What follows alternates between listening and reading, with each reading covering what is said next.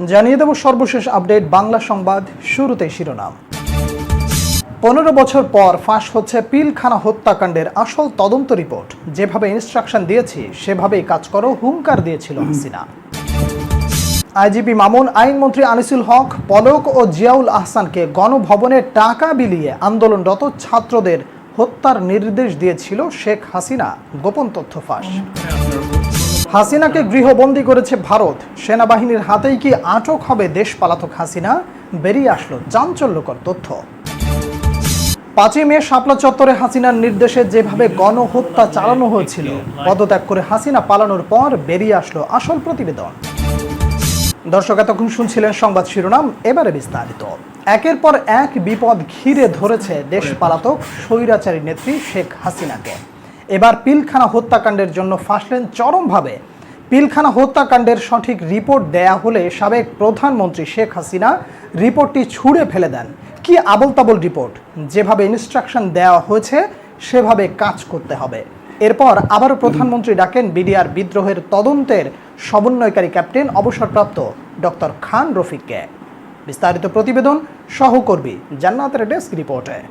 Report পরিবর্তন না করে পিলখানা হত্যাকাণ্ডের সঠিক রিপোর্ট দেওয়ার পর হাসিনার রিপোর্ট ছুঁড়ে মেরে বলে, হাউ ডেয়ার ইউ আর।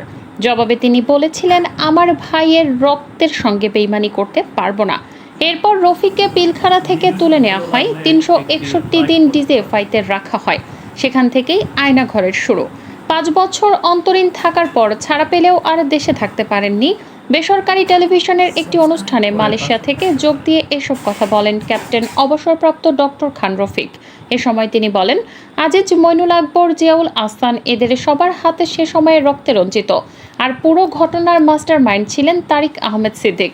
এই মেজর জেনারেল অবসরপ্রাপ্ত তারিক আহমেদ সিদ্দিক সাবেক প্রধানমন্ত্রী শেখ হাসিনার নিরাপত্তা উপদেষ্টা ছিলেন। 2009 সালের 25 ফেব্রুয়ারি সূচনা হয় বিডিআর বিদ্রোহ নামে বাংলাদেশের ইতিহাসের এক কলঙ্কজনক অধ্যায়ের। নির্দয় জওয়ানরা একে একে বুক ঝাঁঝরা করে হত্যা করেন 57 জন সেনা সদস্যকে। 25 ও 26 ফেব্রুয়ারি চলা এই বিদ্রোহে মোট 74 জন প্রাণ হারান। নির্মম সেই হত্যাকাণ্ডের 15 বছর পর সাবেক ক্যাপ্টেন অবসরপ্রাপ্ত ডক্টর খান রফিক জানালেন, পিলখানা হত্যাকাণ্ড বিডিআর বিদ্রোহ ছিল না, এটা ছিল পরিকল্পিত হত্যাকাণ্ড। কতিপয় সামরিক, বেসামরিক ও রাজনৈতিক নেতৃত্ব প্রত্যক্ষ পরোক্ষভাবে এই ঘটনার সঙ্গে জড়িত ছিলেন। বিডিআর হত্যাকাণ্ডের তদন্তের সমন্বয়ক সাবেক সেনা কর্মকর্তা ডক্টর খান রফিক বলেন, প্রাপ্ত রিপোর্ট সময় দেখতে পায় ঘটনার পরিকল্পনা হয় 2008 সালের ডিসেম্বর থেকে। এরপর 3 মাস ধরে 25 ফেব্রুয়ারি পর্যন্ত বিডিআরের 50 জনের মতো সদস্য বিভিন্ন রাজনৈতিক ও বেসামরিক ব্যক্তির সঙ্গে একাধিকবার বৈঠক করেছেন। বিভিন্ন গোয়েন্দা সংস্থা এসব তথ্য জানতে পারেনি, এটা সম্পূর্ণ অসত্য। জেনেও তারা গোপন করেছিল।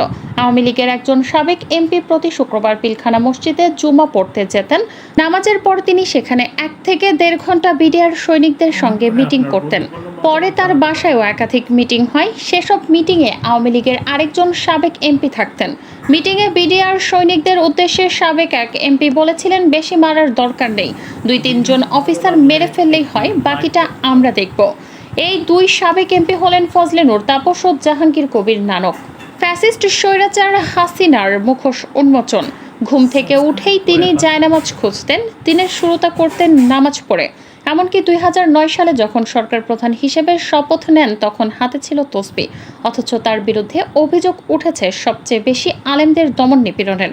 তার আমলে নির্বিচারে গুলি করে হত্যা করা হয় মাদ্রাসার শিক্ষার্থীদের। এমনকি বলা হয় দেশের মাদ্রাসাগুলো হয়ে যাচ্ছে জঙ্গি তৈরির কারখানা। সাবেক প্রধানমন্ত্রী শেখ হাসিনার এক সময় ব্যক্তিগত সহকারী মুক্তিযোদ্ধা মতিউর রহমান রেন্টু তার আমার ফাঁসি চাই বইতে লেখেন, শেখ হাসিনার সবচেয়ে বেশি অপছন্দ ছিল নামাজি মানুষ। শুধু তাই না, তিনি নামাজ বা ধর্ম পালনকে ব্যবহার করতেন জনপ্রিয়তার হাতিয়ার হিসেবে। একই বইতে মতিউর রহমান রিন্টু লিখেছেন, কিভাবে শেখ হাসিনা লোক দেখানোর জন্য মাইকে ঘোষণা দিয়ে নামাজ আদায় করতেন। ছাত্র জনতার গণ অভ্যুত্থানের মুখে 5 আগস্ট পদত্যাগ করেন শেখ হাসিনা। এরপর থেকে একে একে প্রকাশ্যে আসতে থাকে তার ও তার প্রশাসনের নানা অপকর্ম।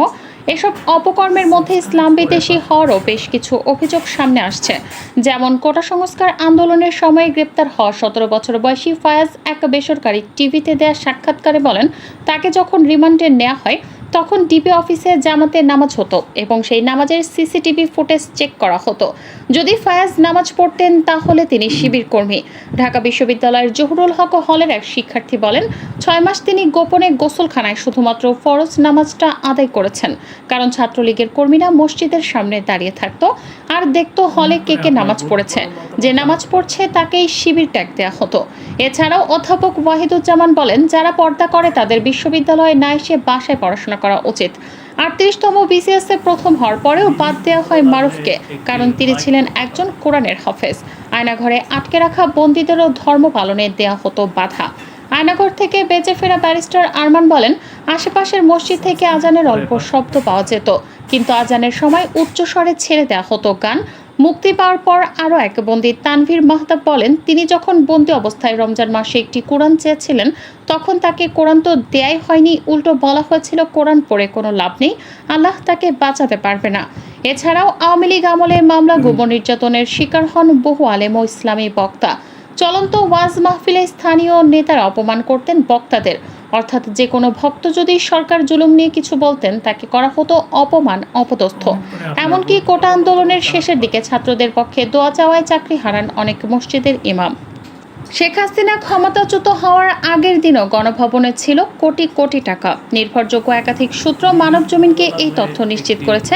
4 আগস্ট রাতে ক্ষমতাচ্যুত প্রধানমন্ত্রী শেখ হাসিনা একাধিক নেতা ও নিরাপত্তা সংশ্লিষ্ট ব্যক্তির সঙ্গে বৈঠক করেন। এ সময় টাকা বিলি বন্টন করা হয়। সর্বশেষ বৈঠকটি হয় তার সবচেয়ে ঘনিষ্ঠ 5 জন নেতা ও কর্মকর্তার সঙ্গে। এর মধ্যে ছিলেন আইনমন্ত্রী আনিসুল হক, জুনায়েদ আহমেদ পলক ও মোহাম্মদ আলী আরাফাত। এছাড়া ছিলেন মেজর জেনারেল জিয়াউল আহসান ও একজন লেফটেন্যান্ট জেনারেল। সেই বৈঠকে হাসিনার সার্বিক পরিস্থিতি পর্যালোচনা করেন।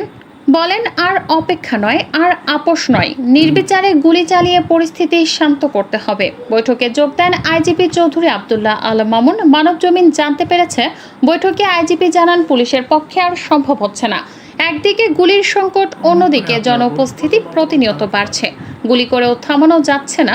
যদিও এ সময় শেখ হাসিনা আইজিপির প্রশংসা করেন, তবে সবার কথা শেষে সাবেক প্রধানমন্ত্রী ক্ষিপ্ত হয়ে বললেন, তোমাদের দিয়ে কিছু হবে না, আমি সেনাবাহিনীকে বলবো গুলি করতে, কারফিউ আরও কঠিন করতে। ভারতে শেখ হাসিনার দিন কাটছে গৃহবন্দী দশায়। ভারতে যেখানে শেখ হাসিনা অবস্থান করছেন সেই বাড়ির বাইরে যাওয়ার কোনো অনুমতি নেই তার। ভারতীয় গণমাধ্যম নর্থ ইস্ট নিউজের এক প্রতিবেদনে এমন দাবি করেছেন আন্তর্জাতিক পুরস্কারপ্রাপ্ত অনুসন্ধানী সাংবাদিক সেলিম সামাদ। সেই প্রতিবেদনে জানা গেছে, বাংলাদেশের সাবেক প্রধানমন্ত্রী শেখ হাসিনা ভারতের দিল্লির খুব কাছেই এক সামরিক ঘাঁটিতে অবস্থান করছেন, কিন্তু বাড়ি থেকে বের হওয়ার কোনো অনুমতি নেই তার। এমনকি কারো সাথে করতে পারছেন না কোনো রকম যোগাযোগ। একরকম গৃহবন্দী অবস্থায় আছেন তিনি।